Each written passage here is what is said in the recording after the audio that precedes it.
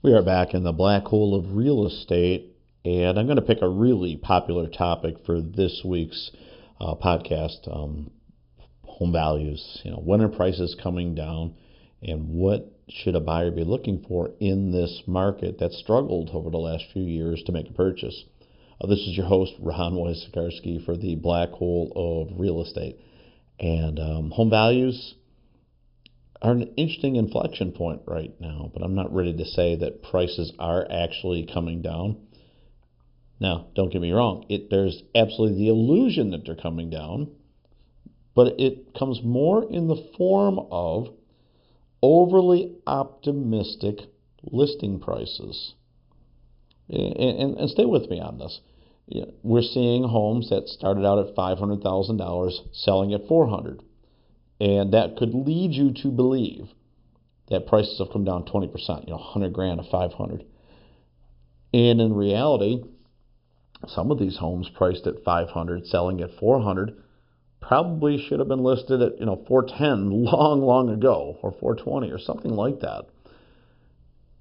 And when we have an unrealistic seller, an overly optimistic seller, perhaps an agent who is either less skilled, less savvy, or just plain afraid to tell a seller that they're overpriced by $100,000, leads these properties to go on the market.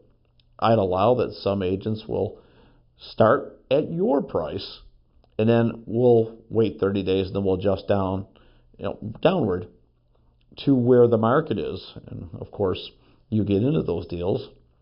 And some sellers, they get amnesia. They forget that conversation, or they change their mind after 30 days and perhaps would rather ride it out in the hopes that they're going to get the price that they're seeking, or that they'll just fire their agent again and get a different agent.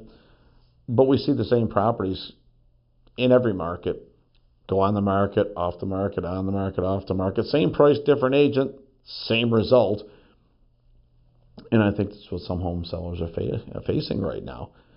Now, maybe there's a reason, there's a really good reason why they're asking a certain price, and I would imagine it's so that they would avoid a short sale and have some equity at closing. Or maybe they just got a number in mind. I want to make $100,000.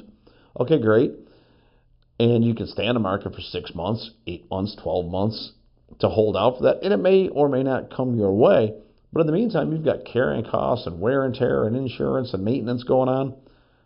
Sometimes making 95 now is better than waiting for 100 somewhere down the road. Now, I will allow that some people that bought with a low down payment or no down payment in the last couple of years, they could absolutely be in a spot. And here's how it plays out. They've got little or no money down. Maybe the seller helped with the closing costs, and the property appraised, and let's just use the number 400. They bought it at 400. Maybe they used a VA loan with no money down. And maybe the seller paid some closing costs, $5-10,000.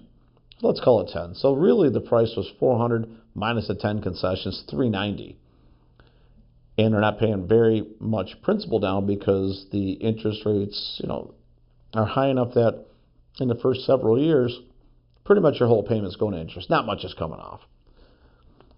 When you go to sell now and you've got closing costs and commissions, if the market's the same as it was a couple of years ago, then you're going to look at a $400,000 or $390,000 offer coming in because that's what it was a couple of years ago. All of a sudden, there's not enough money left in the deal to pay off the loan and pay the closing costs and pay the agents.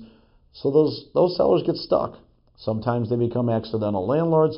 Sometimes they just stay in the market hoping that someone will come along and bail them out. Those crazy people from out of state. They'll just zoom in here and pay more than the average person.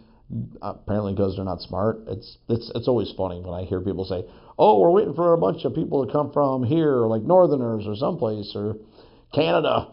And I'm like, I don't know if they got that kind of cash. They're probably a little smart and would study the comparables in the market and make a wise decision on what they would offer for the property. But if the illusion is delusion, I think mostly what we're finding right now is that overpriced homes are selling for less than the asking price. But if you look at, where the market is, not every market is going up, not everyone is declining, and there's different pockets that are doing super well. There's other ones that are really off right now. And it could be tied to foreign investment or the types of property or maybe the areas where industry has moved away from. Maybe a natural disaster has crept in. We've had hurricanes. There's been big fires. You name it. There's been every kind of weather and thing. But that's every year in recorded history. That's not news. But it does shift the dynamics of which markets might be doing a little bit better and while others are underperforming. So back to price. Let's just suppose for a minute that we are in a market that might decline. It's possible. Then if that was where things were going, and there was 10 homes for sale in the neighborhood, I would say that the one that sells first is probably going to get a better price than the next one. And then the next one. So if we are in declining prices, if a home sold in January and we're believing the market is declining, then the February sale should be a little bit less. The March should be a little bit less until it isn't. And then it becomes a race. Because if it truly is a declining market, we saw this, in that 2006 to 2010 time where things were getting getting really rough because of the financial crisis. At that point, when it was truly declining, every sale hurt the seller. And for the buyer, their concern was, well, I don't want to buy too soon. Maybe there's a lower level it's going to. Am I buying at the bottom? Because the first buyers in that 2006 or 7 time, hey, I got 30,000 off the price. I'm doing really good. Except for 6 months later, it's probably 50 or 60 below. So you're never really sure where the top is or the bottom is. And if you do see a weakness in price and you buy on that, then the safe play is that you're buying something for the long term and not to put it back on the market and flip, because markets do not typically boomerang that quickly. So it's going to be really interesting if we believe that things are declining. Now, I actually don't believe things are going to decline. And if they do, not much. I believe by the end of the year, we're going to see an increase. And I said this, first of the year podcast, we're going to be in that 3.4 range of price increase. I believe that. I think a $300,000 home by the end of the year is worth $310,000. It could be because the economy picks up. It could be because interest rates become lower, or the inventory is such that it's still low and buyers are willing to pay for it because they want to move. This really isn't news other than I want to just restate it that prices are not necessarily coming down in the way that you might believe they're coming down by what you see visually, especially online and social media accounts. Hey, I just got a home for 100 below value. See, I've never really believed that. What I believe is that you may have gotten 100,000 below where it was priced. But the old PFA method of pricing, the pluck from the air, we can guess any certain price that we want and just put it out on a sign out front, say, here's the price.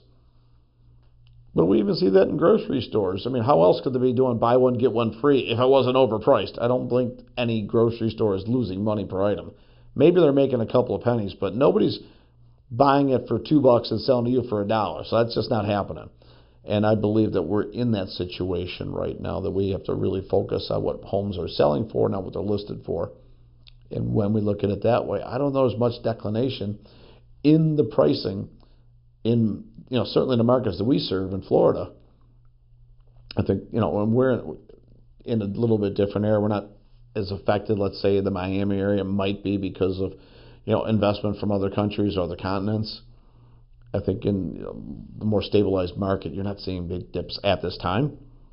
Now, that's all subject to change. So if you're noticing the prices are going down and you're a buyer and that excites you, hey, this is your chance to buy in. The very rush to buy back in is going to create competition. It might push that price back, back where it was. And that's why I think we'll see an increase of about 3%, 3.4% by the end of the year in these markets.